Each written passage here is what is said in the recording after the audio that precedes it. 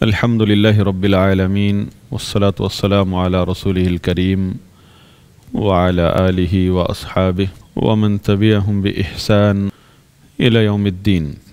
عقیدہ اہل سنت کے بیان میں العقیدۃ الطحاویہ، امام طحاوی رحمہ اللہ کی کتاب العقیدۃ الطحاویہ بما شرح امام ابن ابی العز الحنفی رحمہ اللہ کے، اس کتاب کی کلاس چل رہی ہے۔ آج اس کی 6ٹھی کلاس ہے۔ توحید کے مسئلے سے امام الطحاوی رحمہ اللہ نے آغاز کیا ہے، اور امام ابن ابی العز الحنفی رحمہ اللہ نے اس کی تشریح کا آغاز اس بات سے کیا ہے کہ وہ توحید جو انبیاء کرام کی اولین دعوت ہے وہ توحید عبادت ہے۔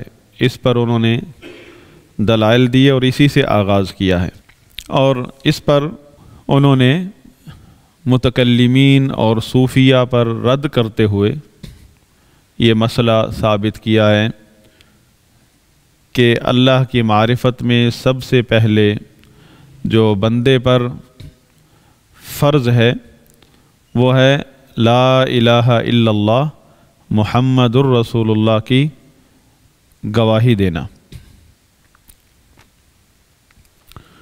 لا الہ الا اللہ محمد الرسول اللہ کی گواہی دینا، دل سے تصدیق، زبان کا اقرار، اور عملاً اس دین کے اندر داخل ہو جانا۔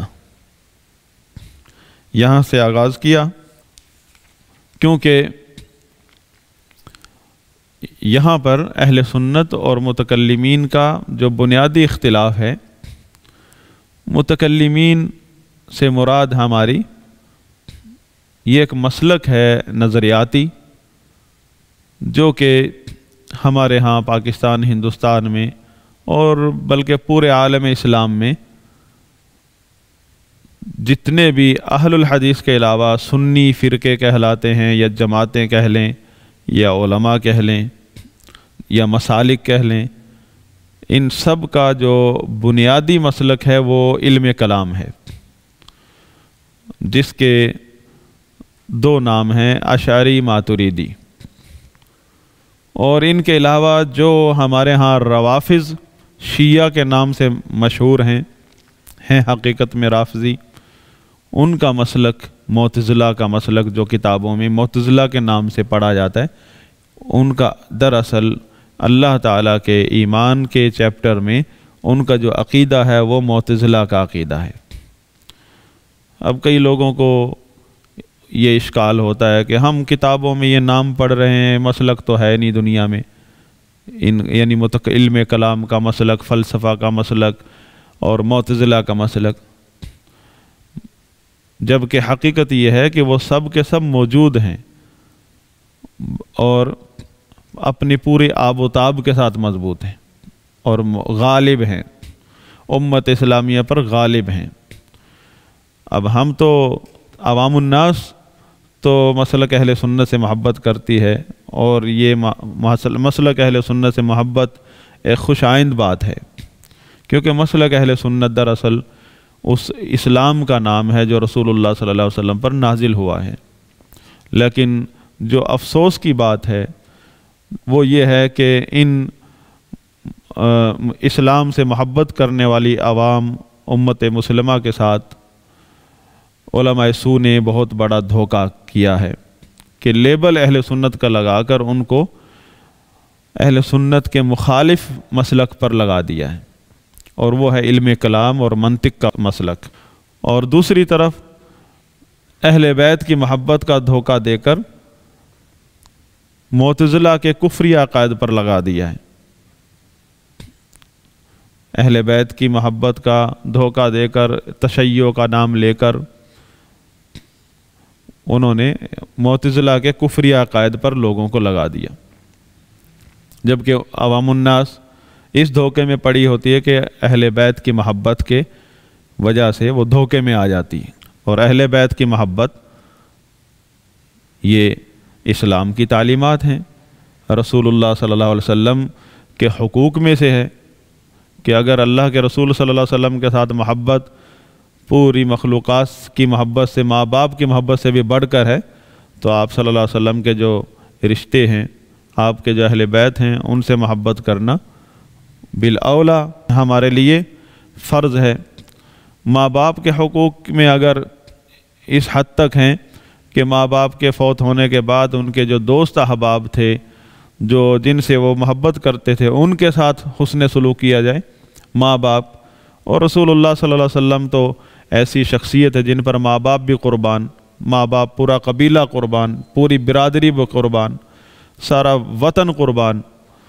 تو آپ کے رشتہ دار، آپ کے دوست احباب، وہ صحابہ کرام، آپ کے ساتھی، آپ کے دین پر، آپ کی دعوت پر جان نثار کرنے والے، اور آپ کے گھر کے لوگ، اہل بیت، آپ سیدنا علی رضی اللہ عنہ، سیدہ فاطمہ رضی اللہ عنہ اور ان کی اولاد حسن حسین، اور آج تک جو ان کی نسل سے جتنے بھی مسلمان ہیں، ان سب کا احترام، ان کی محبت رسول اللہ صلی اللہ علیہ وسلم کے محبت کا تقاضا ہے، آپ کے حقوق میں سے ہم پر۔ لیکن لوگوں کو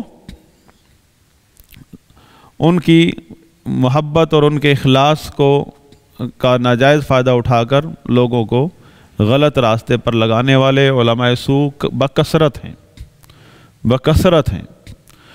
تو بات ہو رہی تھی کہ جو عوام اہل سنت ہے، ان کو گمراہ کرنے والے جو علماء سوء ہیں، ان کی حقیقت اور ان کی اصلیت علم کلام اور فلسفہ اور منطق ہے، جبکہ وہ پرچار اپنا لیبل، اپنا تعارف سنیت کے نام سے کرواتے ہیں۔ صرف پوری دنیا میں، صرف پاکستان ہندوستان میں نہیں، پوری عالم اسلام میں اہل سنت کا جو اصل مسلک ہے، اسلام کا جو اصل چہرہ ہے، اس کی دعوت ہمیشہ سے اور آج تک ائمہ حدیث نے، علماء حدیث نے، اہل الحدیث نے دی ہے۔ اور ہم نے پچھلی کلاس کا اختتام یہاں پر کیا تھا کہ بعض لوگ اہل الحدیث کا نام آتے ہی یہ سمجھتے ہیں کہ شاید وہ ائمہ کے مسلک سے کوئی ہٹ کر کوئی نئی کسی تحریک کا نام ہے، کہ جو ائمہ کرام سے ہٹا کر کسی اور مسلک پر لگاتی ہے۔ اگر کوئی ایسا سوچتا ہے اور مسلک اہل حدیث کا نام لگاتا ہے تو وہ غلط ہے، وہ باطل ہے۔ مسلک اہل حدیث، اہل الحدیث سے مراد ائمہ کرام تو ہیں، میں اور آپ تھوڑے ہیں ائمہ کرام۔ اہل الحدیث کا مطلب وہ ائمہ، امام احمد بن حنبل، شافعی، مالک، اور اس سے پہلے تابعین، تبع تابعین، اور ان کے بعد ائمہ حدیث ہیں بخاری، مسلم، ترمذی۔ پھر یہ ائمہ حدیث ہیں۔ جب اہل بدعت نے جب اسلام کے عقائد کا چہرہ بدلنا شروع کیا، عقائد میں علم کلام اور منطق کی ملاوٹ کرنا شروع کی، تو ائمہ حدیث ثابت قدم رہے اور انہوں نے صحیح مسلک بیان کیا۔ اس لیے مسلک کے طور پر مسلک اہل سنت کا اس دور میں نام مسلک اہل حدیث سے مشہور ہوا، کیونکہ مسلک اہل سنت کا پرچار ائمہ حدیث نے کیا، جو کہ اہل الحدیث کہلاتے ہیں۔ تو علم الکلام اور فلسفہ کے جو لوگ ہیں، وہ ان ائمہ کے مذاہب سے ہی تعلق رکھتے تھے۔ کوئی حنفی تھا، کوئی شافعی تھا، کوئی مالکی، اور اب بھی جتنے بھی اہل بدعت ہیں جو علم کلام کو سنیت کے نام سے پھیلاتے ہیں، وہ سارے یا تو حنفی ہیں یا شافعی ہیں۔ یعنی میرا کہنے کا یہ مطلب نہیں ہے کہ جو بھی حنفی ہوتا ہے وہ بدعتی ہوتا ہے، یہ نہیں، جو بھی شافعی ہوتا ہے بدعتی، بلکہ احناف اور شوافع اور مالکی اور حنابلہ جو ائمہ کرام ہیں، دراصل وہ اہل سنت کے ائمہ ہیں اور صحیح العقیدہ ائمہ ہیں۔ یہ اہل بدعت میں ایسے لوگ موجود ہیں جو یہ نام استعمال کرتے ہیں، جو یہ فقہ استعمال کرتے ہیں، اور اس کے لیبل میں علم کلام اور منطق کا عقیدہ پھیلاتے اور مسلک اہل سنت سے مناظرہ کرتے ہیں، مسلک اہل سنت کا رد کرتے ہیں۔ وہ مسلک اہل سنت جس پر ائمہ کرام تھے، سلف صالحین تھے، صحابہ سے لے کر آج تک جو اہل سنت کا مسلک ہے۔ تو مسلک اہل الحدیث جو ہے وہ عقیدے میں وہ دراصل اہل سنت، مسلک اہل سنت کے مترادف ہے۔ اس میں تمام ائمہ موجود ہیں، احناف بھی ہیں، شوافع بھی ہیں، حنابلہ بھی ہیں اور مالکیہ بھی ہیں۔ اب جو ہم کتاب پڑھ رہے ہیں یہ مسلک اہل سنت کی کتاب ہے۔ امام طحاوی رحمہ اللہ نے اس کی تصنیف کی ہے، اور امام ابن ابی العز الحنفی، امام طحاوی بھی ائمہ احناف میں سے ہیں، درجہ اجتہاد کے عالم ہیں، اور ائمہ حدیث میں سے ہیں، اہل الحدیث بھی ہیں، ائمہ حدیث میں سے بھی ہیں۔ بہت بڑا کام ہے ان کا۔ ائمہ امام بخاری اور بڑے بڑے جو ائمہ سنت جو ہیں، کتب حدیث کے جو ائمہ ہیں، مصنفین جو ائمہ کرام ہیں، ان کے دور کے ہیں امام طحاوی رحمہ اللہ۔ اور یہ مصر کے تھے، انہوں نے مصر میں اہل بدعت کا خوب رد کیا، خوارج کا، معتزلہ کا، مرجیہ کا، علم کلام والوں کا۔ پھر امام ابن ابی العز الحنفی رحمہ اللہ کوئی عام مولوی صاحب نہیں ہے، امام ابن ابی العز الحنفی فقہائے احناف میں سے ہیں، اور یہ 8ویں صدی کے ہیں تقریباً، دمشق کے تھے، قاضی کے درجے کے، قاضی کی سیٹ پر تھے۔ قاضی کی سیٹ پر فائز ہونا کوئی عام طالب علم یا عام عالم کا کام نہیں ہے، فقہائے احناف میں سے تھے۔ اس دور میں، یہ اس دور میں تھے جب اکثر احناف جو علماء علم کلام اور منطق کے فتنے میں مبتلا ہو چکے تھے، تو انہوں نے ائمہ کرام کا مسلک بیان کیا اور اس کی تائید کی امام ابن ابی العز الحنفی رحمہ اللہ نے، تو ان پر مرتد تک ہونے کے فتوے لگائے احناف نے، شوافع نے، اور حتیٰ کہ اس قدر ان کی جان کو خطرہ تھا کہ انہوں نے کتاب لکھی، اپنا نام نہیں لکھ سکتے تھے، اتنا خطرہ تھا کہ کتاب کو ہی لوگ پھاڑ دیں گے اگر ان کا نام کسی کو پتہ چل گیا۔ کس وجہ سے؟ کہ ان کا عقیدہ جو ہے وہ عقیدہ سلفی ہے۔ سلفی کا مطلب آپ کی تنظیم میں نہیں، یہ جماعتیں نہیں، سلفی مطلب سلف صالحین کی طرف نسبت۔ سلف صالحین رسول اللہ صلی اللہ علیہ وسلم اور صحابہ پہلا دور، دوسرا دور تابعین، پھر تیسرا تبع تابعین اور ائمہ کرام کا دور، خیر القرون کا، کہ ائمہ جو ہیں رسول اللہ صلی اللہ علیہ وسلم، صحابہ، تابعین، تبع تابعین، یہ ہیں امت کے اسلاف۔ ان کے عقیدے پہ نے سارے ائمہ کرام، ورنہ ان کو ائمہ کا درجہ اہل سنت نہیں دیتے جو رسول اللہ صلی اللہ علیہ وسلم اور صحابہ اور تابعین کے مسلک پر نہ ہو۔ تو ائمہ احناف ہوں یا شوافع ہوں یا مالکی ہوں یا حنبلی ہوں، جو سابقہ ائمہ ہیں متقدمین، یہ ائمہ اہل سنت ہیں، کیونکہ انہوں نے سب نے رسول اللہ صلی اللہ علیہ وسلم، صحابہ، تابعین، تبع تابعین اور ائمہ کا مسلک بیان کیا ہے۔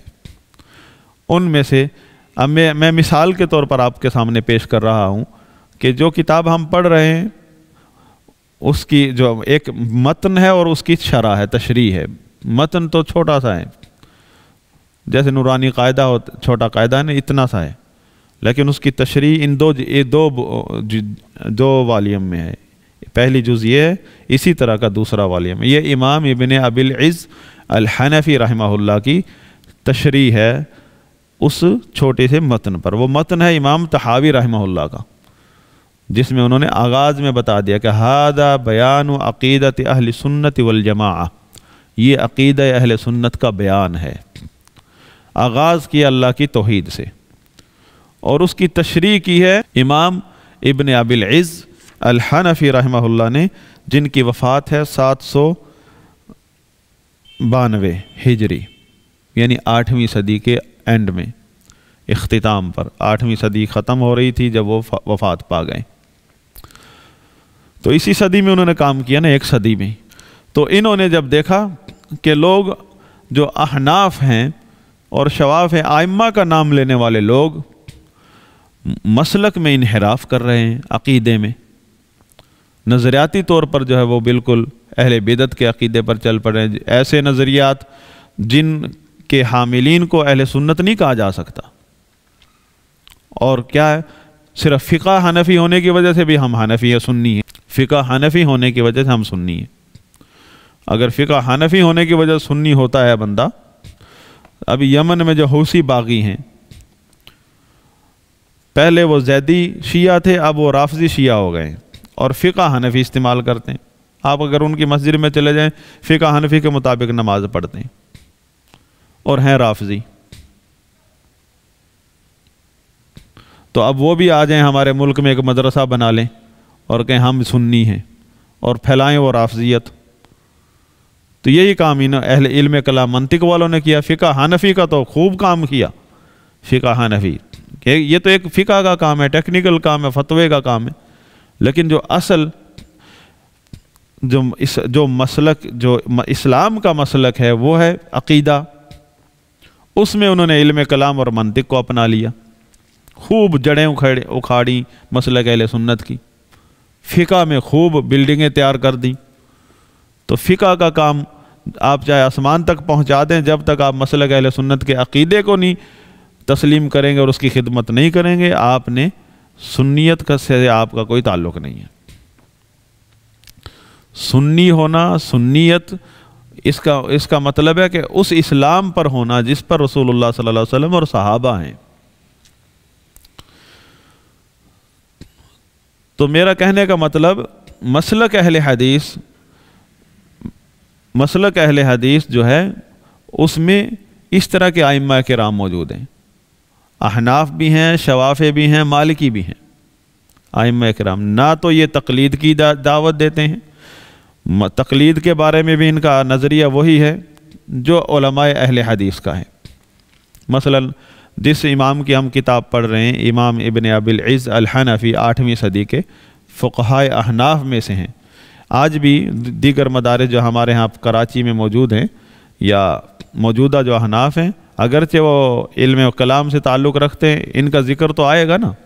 اب جب فقہائے احناف کا ذکر ہوگا تو ان کا تو ذکر ضرور میں آئے گا. ان کو لسٹ احناف کی لسٹ میں سے نہیں نکال سکتے، لیکن بیچاروں کو ان کا تعارف کرتے ہوئے تھوڑی پریشانی ہوتی ہے. تو کیا کہتے ہیں، میں نے نوٹ کیا مختلف مدارس کے تصنیفات اٹھا کر دیکھی، جامعۃ الرشید یا دارالعلوم والے مختلف لوگوں کی کہ کس انداز میں تعارف کرواتے ہیں. تو انہوں نے جو انداز اپنایا، کہتے ہیں یہ امام حنفی امام تھے فقہ میں اور عقیدے میں حنبلی تھے، عقیدے میں حنبلی تھے. ہمیں آج پتہ چلا کہ حنبلی مسلک بھی ہوتا ہے عقیدے میں. حنبلی مسلک کون سا ہے؟ وہ پہلے تو کبھی نہیں بتایا کہ حنبلی مسلک بھی ہے کوئی. پہلے تو کہتے تھے فقہ ہے، 4 اماموں کی 4 فقہ ہیں، ایک فقہ حنبلی ہے، فقہ شافعی ہے، فقہ مالکی ہے. اب سننے میں آ رہا ہے کہ ایک حنبلی مسلک بھی ہوتا ہے عقیدے میں. کہہ رہے ہیں امام ابن ابی العز الحنفی رحمہ اللہ حنبلی تھے عقیدے میں اور مسلک فقہ میں تھے حنفی. یہ کب سے ایجاد ہوئی چیز؟ یہ اصطلاح چھپی ہوئی تھی، وہ مجبوراً باہر آئی. وہ کیسے؟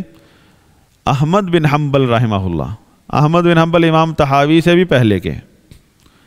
احمد بن حنبل رحمہ اللہ آپ نے سنا ہوگا، امام اہل سنت. یہ احمد بن حنبل رحمہ اللہ، ان کے دور میں معتزلہ کا عروج تھا. میں نے آپ کو معتزلہ کی اگر آپ تصویر بٹھانا چاہتے ہیں ذہن میں تو رافضی دیکھ لیں، وہ اصلی معتزلی ہیں.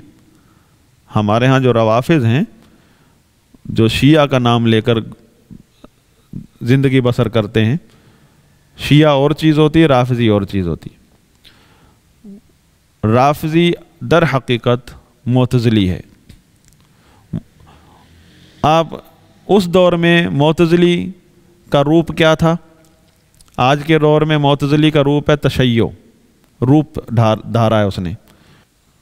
اس دور میں احمد بن حنبل رحمہ اللہ کے دور میں معتزلی کا روپ تھا حنفی شافعی۔ اس دور میں جو معتزلی ہوتے تھے وہ یا تو فقہ حنفی سے تعلق رکھتے تھے یا فقہ شافعی سے، یعنی سنیت کے روپ میں تھے۔ اور امام احمد بن حنبل اور دیگر ائمہ حدیث جن کا فیلڈ اہل الحدیث کا تھا، یہ ایک فیلڈ تھا پہلے، اہل الحدیث جو ہے نا ایک فیلڈ کا نام ہے، جیسے فقہ ہے اس طرح حدیث ایک فیلڈ ہے، سبجیکٹ ہے، علم الرجال، سند کا علم۔ تو یہ لوگ سارے ائمہ کرام احمد بن حنبل اور ان کے دور کے جو ائمہ اہل سنت تھے وہ سارے اس فیلڈ کے ہوتے تھے، یعنی اہل سنت ہمیشہ سے فقہ میں بھی ماہر ہوتے تھے اور ان کا فیلڈ جو اصل تھا وہ سند کا فیلڈ تھا،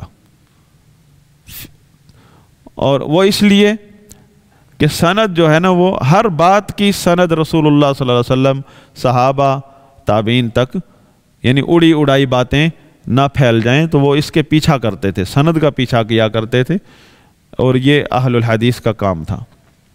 وجہ کیا تھی کہ ان کا خالص مسلک تھا، عملاً اتباع کا مسلک تھا، اس کے لیے ضروری تھا کہ ہر بات کی تحقیق ہو، صحیح ضعیف من گھڑت میں فرق ہو۔ تو احمد بن حنبل رحمہ اللہ کے دور میں معتزلی عقائد کو جو ہے حنفیت اور شافعیت کے روپ میں مسلط کرنے کی کوشش کی گئی اہل سنت پر، اور اس میں وقت کا خلیفہ بھی ملوث ہو گیا، وقت کا خلیفہ بھی اس میں مبتلا ہو گیا، اس فتنے میں، اس نظریے میں وہ اس نظریے کا قائل ہو گیا۔ تو اس دور کے جو ائمہ حدیث سے یعنی اہل الحدیث جو تھے انہوں نے کس طرح اس کا مقابلہ کیا؟ دھرنا دے کر، ممبروں پر للکار کر، ہم اہل الحدیث کے فرزند ہیں، اس طرح کے ڈائیلاگ بول کر، لوگوں کو بھڑکا کر،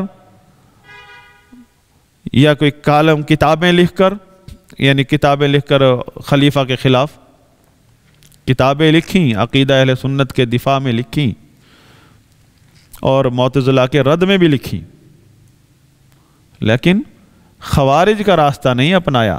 اہل الحدیث نے کبھی بھی خارجیت کا راستہ نہیں اپنایا کہ خلیفہ اگر معتزلہ کے ہتھے چڑھ گیا ہے اور تلوار کے ساتھ عقیدہ پھیلا رہا ہے معتزلہ کے عقائد، اب آپ خود اندازہ لگا لیں، آج وہی عقائد، آج رافضیت کے وہی رافضیت اور معتزلیت ایک ہی چیز ہے، عقیدے میں، اللہ پر ایمان، اس کے اسماء و صفات میں، قرآن کے بارے میں، تقدیر کے بارے میں، ایمان باللہ میں وہی چیز ہے، کوئی الگ چیز نہیں ہے، صرف لباس میں فرق ہے۔ اس وقت حنفیت سنیت کا لباس تھا، آج شیعت کا لباس پہنا ہے بس۔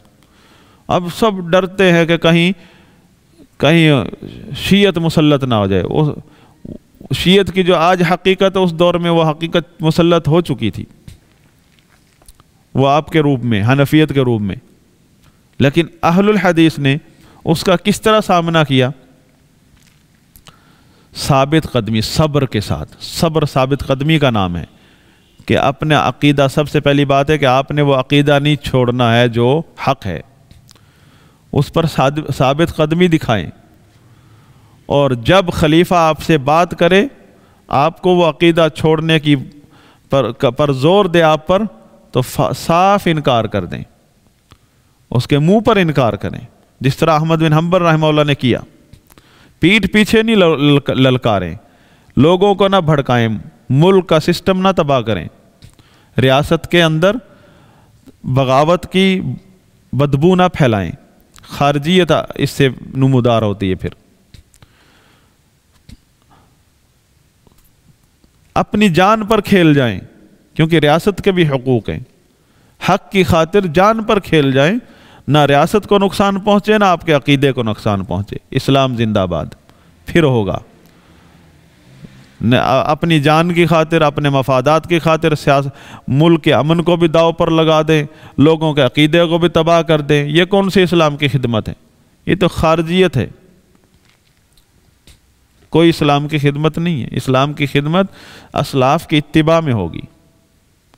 اب دیکھ لیں کہ آپ دوبارہ پڑھ لینا امام احمد بن حنبل رحمہ اللہ کے دور میں عقائد کیا تھے، جو مسلط تھے لوگ علماء سو اور حکمران بھی ان سے متاثر تھے، اور اہل الحدیث اہل السنہ نے کس طرح ثابت قدمی کا مظاہرہ کیا۔ کہیں ایک لفظ بھی احمد بن حنبل نے یا دیگر ائمہ نے بغاوت کا نہیں بولا، اور ثابت قدمی میں بھی کمی نہیں آئی۔ اور ایسے لوگ ہی ثابت قدم رہتے ہیں جو کردار میں خالص ہوتے ہیں۔ کردار ہمارا عقیدہ اہل سنت ہے۔ اگر آپ عقیدہ اہل سنت کو نہیں سمجھتے، عقیدہ اہل سنت اصل اسلام ہے، یہ عقیدہ اہل سنت آپ کے کردار کو نکھارے گا، اور آپ کی جو محنت ہے اس سے کہیں بھی سائیڈ ایفیکٹ نہیں ہوگا۔ ہمیشہ آپ بھی سرخرو ہوں گے، آپ کا مسلک بھی سرخرو ہوگا جو کہ اسلام ہے، اور آپ کے مخالفین چاہے وہ وقت کا خلیفہ ہے، سب ناکام ہوں گے، رسوا ہوں گے، اور اس میں ملک کا نقصان بھی نہیں ہوگا۔ خارجیت کا جب قدم اٹھاتا ہے مسلمان، اس میں ملک بھی تباہ ہوتا ہے، اور نقصان بالآخر امت مسلمہ اور اسلام کا ہوتا ہے، دشمن غالب آتا ہے۔ تو مسلک اہل سنت، علماء اہل حدیث یا ائمہ اہل سنت ان کی سوچ سے پیدا نہیں ہوا، بلکہ ان کی اتباع ہے، انہوں نے اتباع کی ہے۔ یہ وہ راستہ ہے جس کی تعلیم رسول اللہ صلی اللہ علیہ وسلم نے دی ہے۔ تو مسلک اہل حدیث کسی گروہ، جماعت یا اینٹی احناف کا نام نہیں ہے۔ بعض لوگوں نے یہ سمجھا ہوا اینٹی احناف، اینٹی ائمہ اربعہ، اینٹی اسلاف، یہ مسلک ہے۔ بلکہ فیس بک پر ہم دیکھتے ہیں کچھ بدتمیز لوگوں کی پوسٹیں بھی جو اہل حدیث کہلاتے ہیں اپنے آپ کے، اور وہ اس طرح پیش کرتے ہیں مسلک اہل حدیث کو، جس طرح اہل بدعت متنفر کرنے کے لیے بولتے ہیں ویسے ہی وہ پیش کر رہے ہوتے ہیں، جیسے کہ ان کی ملی بھگت ہو۔ جس طرح اہل بدعت علم کلام والے علماء سو مسلک اہل سنت اور اہل حدیث سے متنفر کر رہے ہوتے ہیں، اس کو بالکل ثابت کر رہے ہوتے ہیں یہ لوگ، یہ جو اہل حدیث کا نام لیتے ہیں اور اپنی مرضی کی دعوت دے رہے ہیں۔ مسلک اہل حدیث کی دعوت وہ تو اتباع ہے، آپ ذرا بھی اپنی مرضی، اپنا اجتہاد نہیں لگا سکتے اس میں، یہ تو اسلاف کا منہج ہے۔ لوگوں نے سمجھا کہ ہم جس طرح مرضی اپنے گالی گلوچ دے کر بھی، گالم گلوچ بھی ہماری مسلک میں شامل ہو سکتی ہے، ہماری بدعات بھی مسلک میں شامل ہو جائیں گی اگر ہم بدعتی طریقے سے بھی مسلک اہل حدیث کا نام لے کر اور مخالف کو پچھاڑ دیں۔ ہم مسلک اہل حدیث یا اسلام کی خدمت کر رہے ہیں، نہیں۔ مخالف اہل بدعت کے خلاف بولتے ہوئے اگر آپ محتاط نہیں ہیں، آپ نے مسلک اہل سنت چھوڑ دیا، تو آپ بھی انہی جیسے ہیں، آپ میں اور ان میں فرق نہیں ہے۔ آپ مخالفت کریں، جواب دیں، دفاع کریں مسلک اہل حدیث کا، لیکن کون سا ہے وہ مسلک جس کی آپ دفاع کر رہے ہیں؟ آپ نے پیٹ سے بنایا ہے یا وہ جو اسلاف سے سند کے ساتھ ہم تک پہنچا ہے؟ کئی لوگ اپنا مسلک، اپنی سوچ خود بنا لیتے ہیں، پھر اس کا دفاع کو مسلک اہل حدیث سمجھ بیٹھتے ہیں۔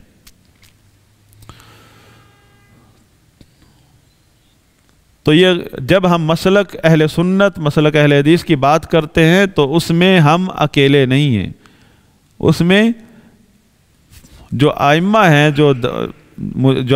ہیں وہ اس میں احناف بھی ہیں، شوافع بھی ہیں، مالکی بھی ہیں، حنابلہ، بلکہ وہی تو اسلاف ہیں، وہی تو اس مسلک ہمارے اسلاف ہیں، انہی سے تو ہمیں یہ مسلک ملا ہے، انہی کے تو ہم جانشین ہیں، ہم کوئی نئی چیز نہیں ہے۔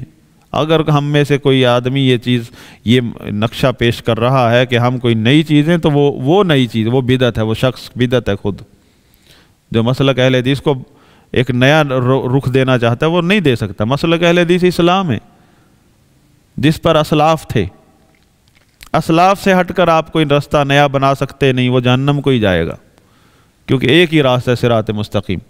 وَأَنَّ هَذَا صِرَاطِي مُسْتَقِيمًا فَاتَّبِعُوهُ، نبی صلی اللہ علیہ وسلم نے لکیر کھینچی تھی نا، اور پھر دونوں طرف، دائیں طرف بھی ترچھی لکیریں کھینچی اور بائیں طرف بھی ترچھی لکیریں کھینچی۔ وہ ترچھی لکیریں وہ بدعتی مسالک کی ہیں، وہ بدعتی مسالک ہیں کہ مرجیت، خارجیت، قدریت، جہمیت، یہ راستے جہنم کو جاتے ہیں، اور یہ راستہ جنت کو جاتا ہے جو سیدھا ہے، اس پر ہیں سارے اسلاف۔ آپ کوئی ایک ایسا راستہ بنانا چاہیں جس پر اسلاف نہ ہو اس امت کے، وہ راستہ بھی جہنم کو جاتا ہے، کیونکہ جو صراط مستقیم ہے، جو اہل سنت کا جو راستہ ہے، جو مسلک اہل حدیث ہے، اس پر اس امت کے اسلاف پہلے چل چکے ہیں، اور اسی کے پیچھے اس پر چلنے کا نام اتباع ہے۔ اور مسلک اہل حدیث، اہل سنت کی روح جو ہے وہ اتباع ہے، حقیقت اتباع ہے۔ اور اتباع سے کب نکلتا ہے بندہ؟ ابتداء کا متضاد ہے الابتداع، بدعت۔ جو ہی آپ کسی بدعت، کسی نئی ایجاد میں ملوث ہوں گے، نظریاتی ایجاد ہو یا مسلکی ایجاد، فوراً آپ ابتداء کے گڑھے میں گر جائیں گے اور اتباع کا جو راستہ ہے اسے نکل جائیں گے۔ تو علم کلام والے جو لوگ ہیں ان کے نزدیک عقیدے میں تقلید حرام ہے اور فقہ میں تقلید واجب ہے، فرض عین ہے۔ یہی جو اہل بدعت جو ہیں علم کلام اور منطق کے، عقیدے میں تقلید حرام ہے اور فقہ میں تقلید فرض ہے۔ کہتے ہیں کہ کسی نہ کسی ایک فقہ کے اوپر آپ ہو جائیں۔ کس کو کہتے ہیں؟ عوام الناس کو۔ دیکھیں عوام الناس کو آپ عوام الناس کے بغیر کسی بھی فرقے اور مشنری کی دال نہیں گلتی، ہمیشہ عوام الناس میں گھستا ہے عبداللہ بن سبا، عوام الناس میں آ کر تحریک پیدا کی جاتی ہے فتنہ کھڑا کرنے کے لیے۔ عوام الناس سے آپ کیوں شروع کر رہے ہیں؟ آپ علماء سے شروع کریں نا، علماء سے بات کریں، علماء کا منہج بتائیں۔ تو حتیٰ کہ علماء پر بھی تقلید فرض کر دی اہل بدعت نے، فقہ میں اور عقیدے میں کہتے تقلید حرام ہے۔ اور تقلید ان کے نزدیک کیا ہے کہ وہ منہج جس پر رسول اللہ صلی اللہ علیہ وسلم اور صحابہ اور تابعین ہیں، اگر آپ اس منہج کو فوراً اپنا لیتے ہیں یہ کہہ کر کے یہ منہج اسلام ہے، اور آپ عقلی دلائل جو یونانی فلسفہ سے ماخوذ ہیں ان کی بیس پر آپ غور و فکر والا راستہ نہیں اپناتے، مسلک نہیں اپناتے، ان کا جو غور و فکر کا مسلک ہے، یعنی عقلی دلائل کو سامنے رکھتے ہوئے غور و فکر کیجئے اس جہان میں، اس کائنات میں، یہ ثابت کرنے کے لیے کہ یہ مخلوق ہے۔ پہلے یہ ثابت کرنے کے لیے توانائی لگائیں، اور عقلی دلائل کہاں سے لائیں گے؟ یونانی فلسفہ سے جو دلائل ماخوذ ہیں ان کو عقلی دلائل کا نام دیتے ہیں، اور کہتے ہیں یہ قطعی دلائل ہیں، اور قرآن و حدیث کے دلائل جو ہیں یہ ظنی دلائل ہیں ان کے نزدیک۔ تو قطعی دلائل یعنی عقلی دلائل جو فلسفہ اور منطق سے ماخوذ ہیں، ان کی بیس پر آپ پہلے یہ ثابت کریں کہ یہ کائنات مخلوق ہے، میں مخلوق ہوں، سب مخلوق ہیں۔ پہلے یہ ثابت کریں کہ مخلوق ہے سب کچھ، پھر یہ ثابت کریں کہ اس کو پیدا کرنے والا کوئی ہے، پھر یہ ثابت کریں کہ وہ اللہ ہے، پھر یہ ثابت کریں وہ اکیلا ہے، اس کے ساتھ کوئی اور نہیں ہے۔ بس آپ فنا فی اللہ ہو گئے، بس فنا فی التوحید ہو گئے۔ یہ بہت بڑی توحید ہے۔ اور قرآن نے کیا ثابت کیا ہے کہ مشرکین کے بارے میں بتایا کہ وہ نبی صلی اللہ علیہ وسلم کو فرمایا، اللہ تعالیٰ نے آپ ان سے پوچھ لیں، ان کو کہیے کہ کس نے پیدا کیا ہے؟ کون ہے جو آسمان اور زمین سے تمہیں رزق دیتا ہے؟ کون ہے جو زندہ کو مردہ سے، مردہ کو زندہ سے نکالتا ہے؟ کون ہے پورے کائنات کی تدبیر کرتا ہے؟ کس نے ہے تمہیں پیدا کیا ہے؟ کس نے زمین آسمان کو مسخر کیا ہے؟ کون ہے جو بارش برساتا ہے؟ ان سب اور اس سے بھی زیادہ سوالات ہیں، سب کے جواب میں وہ کہیں گے اللہ ہی ہے۔ کن کا عقیدہ ہے یہ؟ مشرکین عرب کا، وہ مشرکین جن کو ہم کفار کہتے ہیں۔ تو انبیاء کرام جو توحید لے کر آئے ہیں، وہ یہ نہیں ہے کہ یہ ثابت کرو کہ پیدا کرنے والا کون ہے، وہ تو پہلے سے ثابت شدہ ہے عقیدہ، فطرت میں اللہ نے رکھا ہے۔ یہ توحید ربوبیت جو ہے کہ اللہ ہی پیدا کرنے والا ہے، ہم مخلوق ہیں، وہ ہمارا خالق ہے، یہ اللہ تعالیٰ نے ہر بندے کی فطرت میں رکھا ہے۔ حتیٰ کہ فرعون کے بارے میں فرمایا ہے کہ اس کے دل میں ہے یہ، وہ اور اس کی قوم جو انکار کرتے ہیں ظاہراً اللہ کا، ان کے دل میں ہے، علم یقین ہے ان کے پاس، لیکن وہ انکار کرتے ہیں۔ وَجَحَدُوا بِهَا وَاسْتَيْقَنَتْهَا أَنفُسُهُمْ ظُلْمًا وَعُلُوًّا، ظلم اور زیادتی اور تکبر میں آ کر، صرف انہوں نے ایک ڈرامہ بنایا ہوا ہے سیدنا موسیٰ علیہ السلام کی ضد میں آ کر کہ کہاں ہے اللہ، سیڑھی لگاؤ، میرے وزیر حامان سیڑھی لگاؤ میں دیکھوں آسمان میں کوئی اللہ ہے۔ صرف مذاق کر رہا ہے، صرف زیادتی ہے، تکبر ہے اس کے اندر، سرکشی ہے۔ باقی اللہ تعالیٰ نے قرآن میں یہ کہہ دیا ہے کہ یہ لوگ علم یقینی رکھتے ہیں اللہ کے بارے، انکار نہیں کر سکتے۔ تو یہ مسئلہ ہی نہیں ہے، اللہ تعالیٰ کو ثابت کرنا مسئلہ ہی نہیں ہے کہ اللہ تعالیٰ کے وجود کا ثابت کرنے کے لیے اللہ نے انبیاء نہیں بھیجے۔ حتیٰ کہ فرعون نے تنقیداً کہا وما رب العالمین، اس نے کہا تمہارا رب العالمین جو آپ کہہ رہے ہیں وہ رب العالمین کیا ہے؟ کیا کر جواب میں کہا موسیٰ علیہ السلام نے رب السماوات والارض، آسمان اور زمینوں کا رب۔ یہ نہیں کہا کہ یہ اس اللہ تعالیٰ کے وجود کے ثابت کرنے کے عقلی دلائل نہیں دیے، پتہ ہے موسیٰ علیہ السلام کو کہ اس کے فضول ہے اس کو دلائل دینا، کیونکہ یہ مانتا ہے، اس کو پتہ ہے۔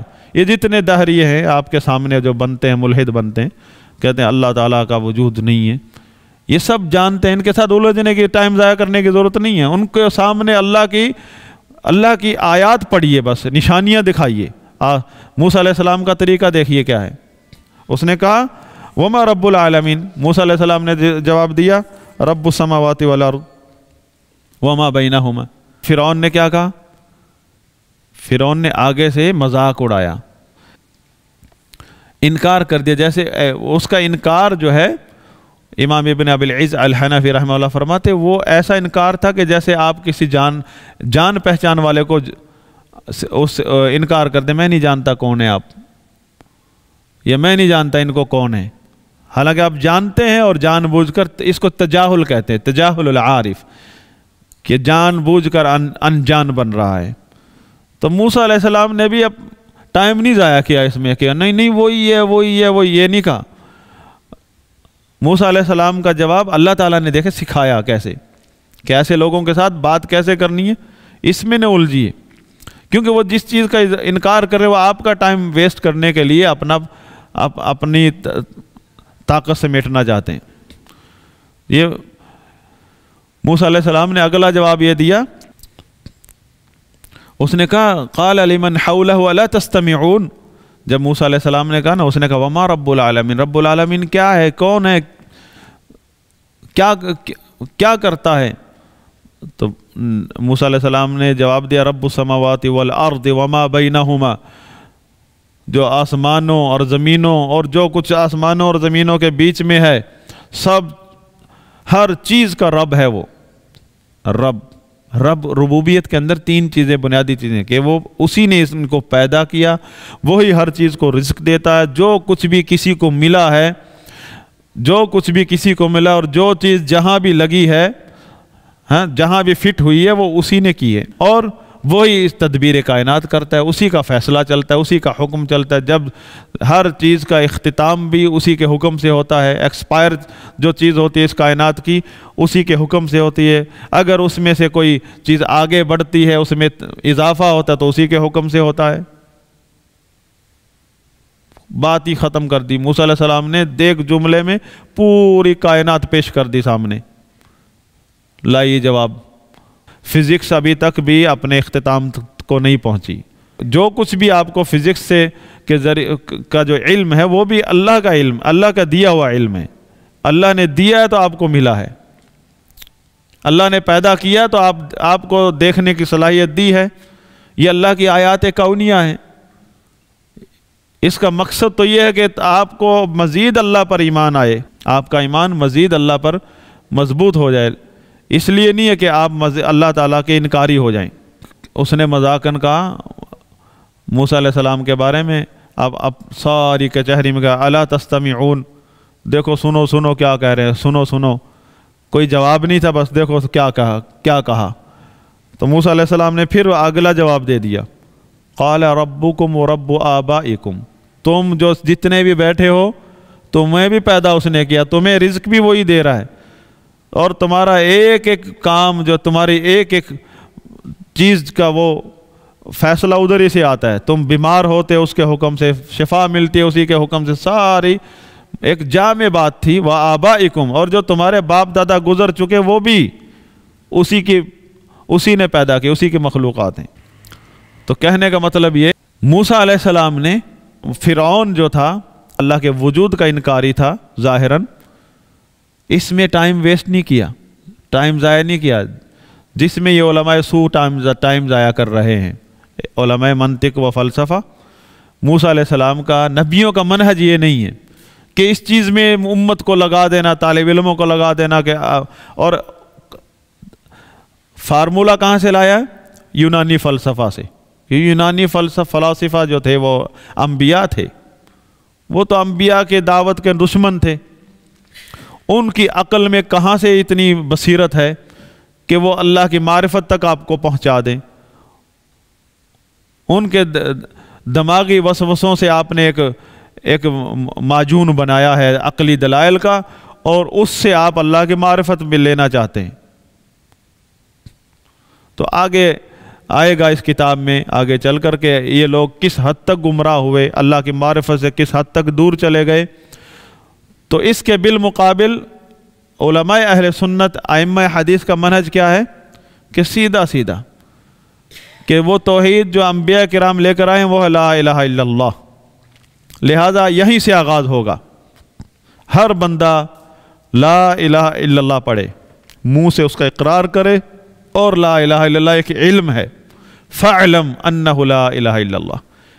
اللہ تعالیٰ نے اپنے رسول محمد صلی اللہ علیہ وسلم کو حکم دیا، فَاعْلَمْ، علم حاصل کر، جان کہ نہیں ہے کوئی معبود برحق سوائے اللہ کے. یہ کوئی خالی جملہ نہیں ہے. اب جب معبود آ گیا، الہ مطلب معبود برحق وہ اللہ ہے. اب یہ فکر کرو کہ اپنی جو عبادات ہیں، جو آپ کے اعمال ہیں، اس کو اللہ کے لیے خالص کیسے کرنا، اس کے کتنے حقوق ہیں آپ پر. اس کو چھوڑیے کہ یہ عقلی دلائل میں اس میں ٹائم ضائع کرنے کی بجائے کہ عقلی دلائل کی بنا پر یہ موبائل ہاں یہ مخلوق ہے، دو مہینے بعد آپ کا نتیجہ نکلا کہ مخلوق ہے، رپورٹ آئی جی ہاں مخلوق ہے، واقعی مخلوق ہے، ہاں جی واقعی مخلوق ہے. پھر آپ کے ریسرچ چلے گی جی ہاں جی یہ اس کو پیدا کرنے والا بھی ہو سکتا ہے کوئی ہاں. پھر آپ پہنچیں گے جہاں پیدا کرنے والا اللہ ہے. ہاں پھر لیبارٹری آپ کی اسی میں لگی ہوئی ہے، ہاں اللہ کے ساتھ کوئی اور نہیں ہے. بس پھر اس کے بعد آپ فنا فی اللہ ہو گئے. اور ابو جہل نے پہلے ہی کہہ دیا، قرآن اس کے عقیدے میں نازل ہوا کہ ابو جہل سے پوچھو کہ کس نے پیدا کیا؟ اللہ. وہ آپ نے اس لیبارٹری بنائی کون سی اینٹوں سے؟ فلسفہ اور منطق کی اینٹوں سے بنائی لیبارٹری، جس میں زندگی آپ نے اپنی ضائع کر دی. تو اگر آپ نے اپنی زندگی سے فائدہ اٹھانا ہے تو مسلک اہل سنت کے اصولوں پر چلیے، جو کہ انبیاء کا منہج ہے. یہاں سے آغاز کیجئے، لا الہ الا اللہ، اشہد ان لا الہ الا اللہ۔ جب بھی صحابہ کرام اسلام میں داخل ہوئے، اسلام میں داخل ہوتے وقت صحابہ کرام کا ایک ہی اعلان تھا، اشہد ان لا الہ الا اللہ وان محمد رسول اللہ۔ توحید اور سنت، محمد رسول اللہ سنت، اور توحید ہے لا الہ الا اللہ، یہ ہے۔ تو امام ابن ابی العز الحنفی رحمہ اللہ نے آغاز میں ہی علم منطق اور فلسفہ والے جو احناف ہیں یا شوافع ہیں یا معتزلہ ہیں، سب کا رد کیا ہے، اور یہ ثابت کیا ہے دلائل سے کہ سب سے پہلا جو فرض ہے مسلمان پر وہ ہے کہ لا الہ الا اللہ محمد رسول اللہ۔ اب ہم نے کتاب توحید میں یہ پڑھا تھا، مزید آپ کی یاد دہانی کرواتا ہوں، صرف آپ اس میں یہ آپ کا ہوم ورک سمجھ لے، ان چیزوں میں نوٹ کرواتا جاؤں گا آپ کو چیزیں، کہ لا الہ الا اللہ میں سب سے پہلی چیزیں 8 شرائط ہیں لا الہ الا اللہ کی۔ سب سے پہلی شرط یہ ہے کہ آپ لا الہ الا اللہ کا معنی سیکھیے، اس میں کس چیز کی نفی کی گئی ہے، کس چیز کا اثبات کیا گیا ہے، یہ پہلی شرط ہے۔ باقی 7 شرطیں اور ہیں۔ محمد رسول اللہ کی 4 شرطیں ہیں۔ یہ جب 4 شرطیں آپ پڑھیں گے، دلائل کے ساتھ سیکھیں گے، آپ کو ایک بصیرت ملے گی اور پورا اسلام کا نقشہ آ جائے گا آپ کے سامنے، صرف یہیں سے پہلا درس سبق۔ اور آگے جب ایک آدمی پرائمری کرتا ہے نا، پھر اس کو مڈل کی حیثیت کا پتہ چلتا ہے کہ مڈل کلاس کی جو کلاسز ہیں ان کی اہمیت ہے۔ اب پہلی کلاس کے بچے کو جس نے ابھی پہلی کلاس بھی کلیئر نہیں کی، اس کو مڈل کی ترغیب دیں، ٹائم ہی ضائع کرنے والی بات ہے۔ جب وہ پرائمری کر لے گا، پرائمری کرنے کے قریب ہوگا تو اس کو شوق ہوگا میں مڈل میں بھی جاؤں گا۔ مڈل کر لے گا، اس کو پتہ ہوگا میں میٹرک کروں گا۔ اس سے پوچھیں گے آپ کیا کرنا چاہتے، وہ کہے گا میں BA کروں گا۔ اب اسے سمجھ آ رہی ہے کہ علم کے منازل آگے بہت ہیں۔ پہلا سبق پڑھ لیا لا الہ الا اللہ محمد رسول اللہ کا، تو اس کو آگے سبجیکٹس کی سمجھ آئے گی کہ آگے کتنے سبجیکٹس، آگے بہت کچھ پڑھنے والا ہے۔ اس کے اندر طلب پیدا ہوگی، پیاس لگے گی کہ میں کچھ اور سیکھوں، کچھ اور سیکھوں۔ اور جب آپ اس طرف آئیں گے نہیں یا کوئی آنے نہیں دے گا، علماء سو آپ کو منحرف گمراہ کر دیں گے، کسی اور راستے پر لگا دیں گے، آپ کے تو تصور میں بھی نہیں بات آئے گی کہ میں کہاں جا رہا ہوں۔ تو اس سے بڑی نعمت نہیں ہے بندے کے لیے کہ اسے مسلک اہل سنت، منہج اہل سنت کی سمجھ اللہ تعالیٰ نصیب فرما دے کہ راستہ یہ ہے۔ جب اس راستے کا پتہ چل گیا، پھر اس میں وقت گزرنے کے ساتھ ساتھ اس انسان ایمان میں بھی ترقی کرتا ہے اور علم میں بھی ترقی۔ ایمان میں ترقی علم کے ساتھ ہی ہوتی ہے، اور وہ علم اسے نصیب ہوتا ہے ان لوگوں کی صحبت کی وجہ سے جو اس راستے پر چل رہے ہوتے ہیں۔ کوئی علماء ہوتے ہیں، کوئی طلباء ہوتے ہیں، کوئی علماء کی صحبت اختیار کر کے آیا ہوتا ہے۔ مثلا اب دیکھیں صحابہ کرام باری باندھ لیتے تھے آپس میں۔ سیدنا عمر رضی اللہ عنہ نے باری باندھی ہوئی تھی ایک بندے کے لیے، اونٹ چراتے تھے۔ ایک دن پہاڑوں میں وہ اونٹ چراتے تھے، ایک دن ان کا دوسرا جو ساتھی تھا وہ اونٹ چراتا تھا، اور جس دن اس کی چھٹی ہوتی تھی تو وہ مسجد نبوی میں بیٹھتا تھا نبی صلی اللہ علیہ وسلم کے پاس۔ سیدنا عمر کتنی بڑی شخصیت ہے، جس دن وہ اونٹ چراتے تھے تو دوسرا پڑھنے جاتا تھا، تو وہ پڑھ کے آتا تھا تو سب ایک ایک لفظ سکھاتا تھا آ کر دوسرے کو۔ اس طرح وہ نبی صلی اللہ علیہ وسلم سے کہ علم سے فائدہ اٹھاتے تھے، علم وحی سے۔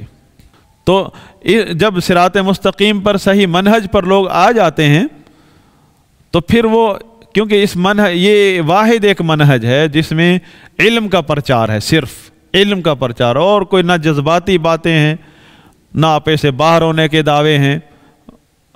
تو ہر آدمی جو ہے اپنے ساتھ والے سے علم حاصل کر رہا ہوتا ہے، کیونکہ اسے عالم مل گیا پھر بھی علم ملا، عالم نہیں ملا تو کوئی ایسا بندہ مل جاتا ہے جو عالم سے مل کر آیا ہے، جو علم حاصل کر رہا ہے، تو ہر حال میں اسے کوئی جس سے بھی وہ ٹچ ہوتا ہے علم ہی ملتا ہے۔ تو یہ منہج، اس منہج کی اہمیت یہاں سے آپ سمجھ لیں کہ اس منہج میں سوائے علم کے اور کچھ نہیں ہے، اور علم ایک نور ہے، روشنی ہے، جس سے آدمی جو ہے اس کی دنیا بھی روشن ہو جاتی ہے اور آخرت بھی۔ دیکھیں نا اللہ تعالیٰ نے دعا سکھائی، ربنا آتنا فی الدنیا حسنہ، اے ہمارے رب ہمیں دنیا میں حسنہ، نیکی عطا فرما۔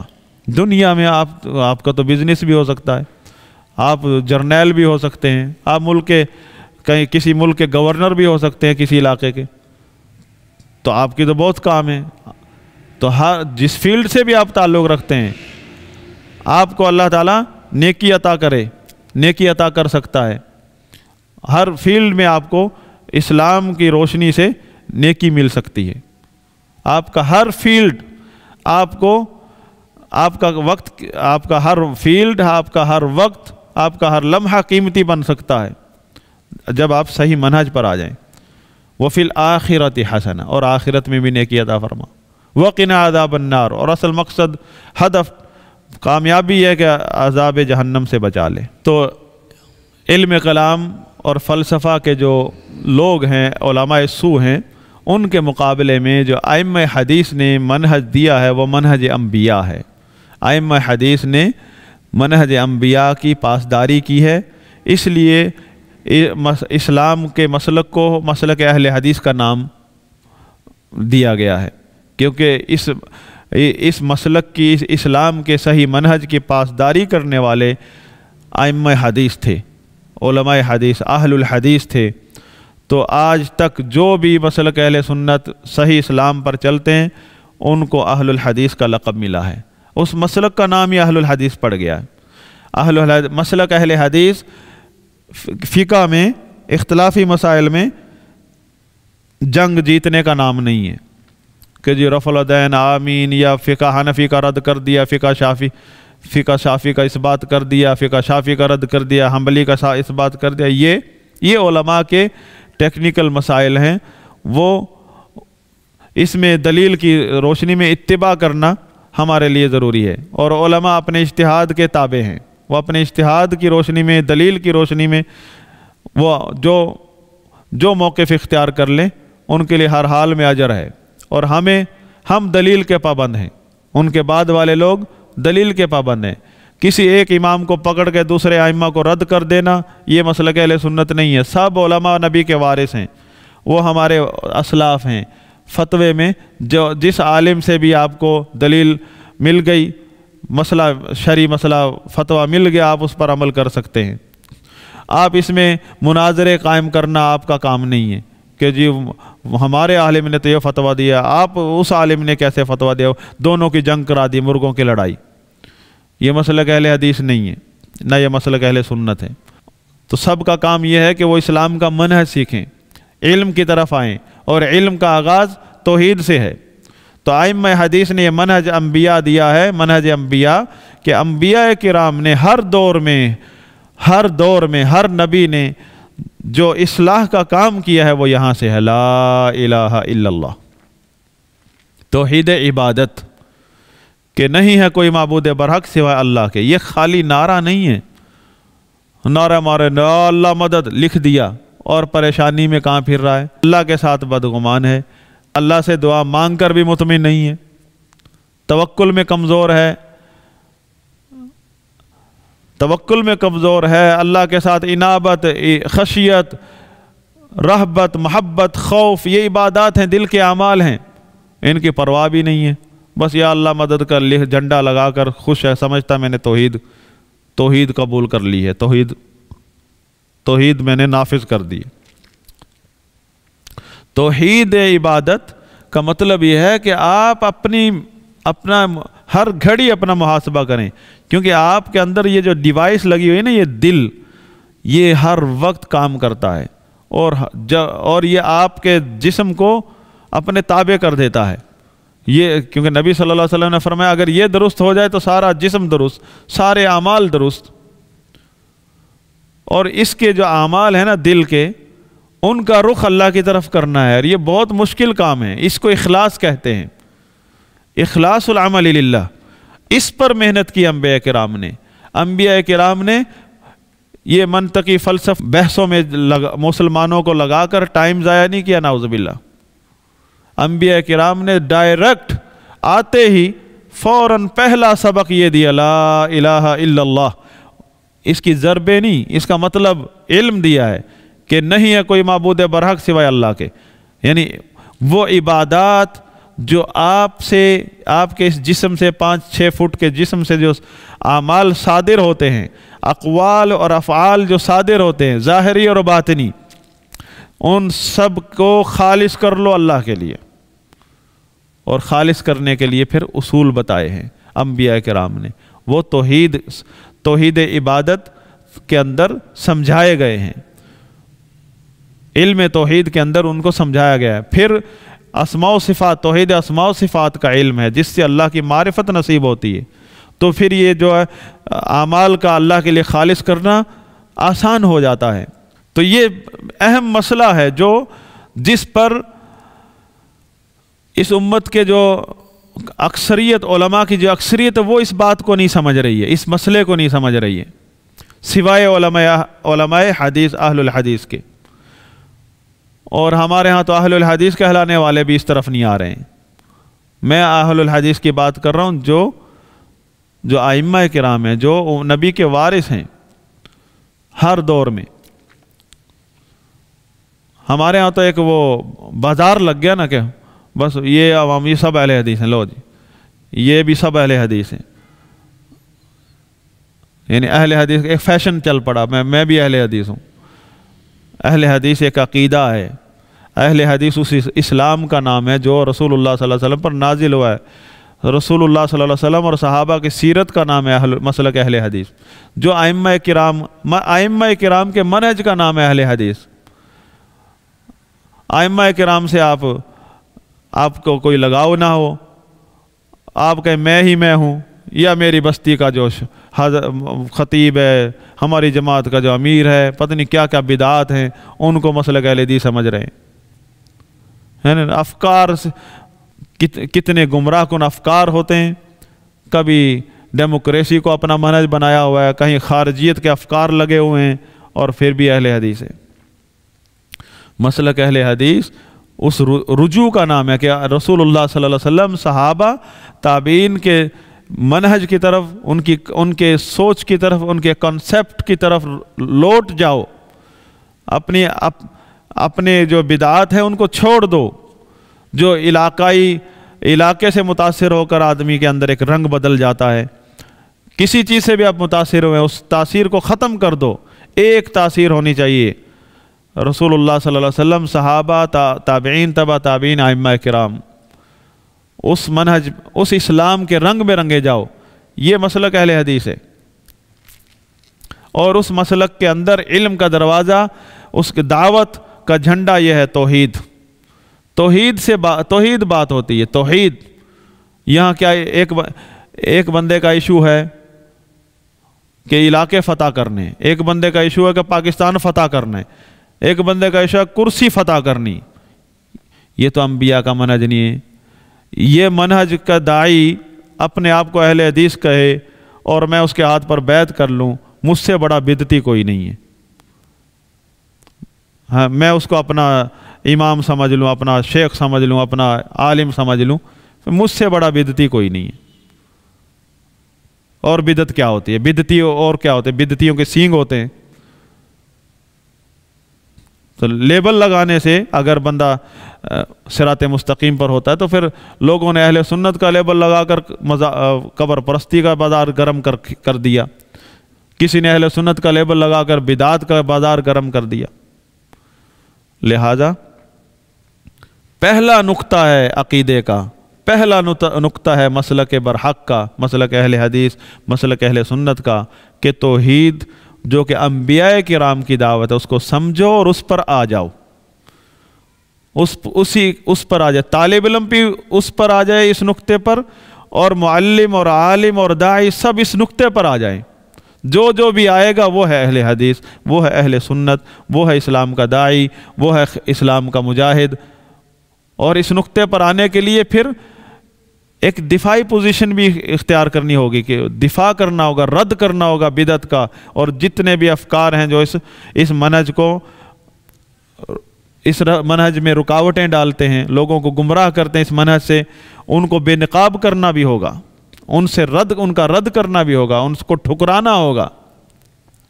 پہلا نقطہ ہے توحید عبادت. آ جاؤ اس پر. اپنی توحید نہ بناؤ، اپنی اپنی دعوت کے منہج نہ بناؤ، صرف وہی منہج ہوگا جو انبیاء کرام کا منہج ہے، جو محمد رسول اللہ صلی اللہ علیہ وسلم کی دعوت کا منہج ہے، اور جس پر تمام ائمہ اہل سنت ہیں۔ اس کے بعد ہم داخل ہوں گے توحید اسماء و صفات میں، جس میں گمراہی کی وجہ سے عقیدہ وحدت الوجود بھی نکلا اور دیگر کفری عقائد کا ظہور ہوا جو امت میں سرایت کر گئے، اور توحید اسماء و صفات کے علم کی اہمیت کا تبھی اندازہ ہو سکتا ہے جب ہم یہ چیپٹر پڑھیں گے۔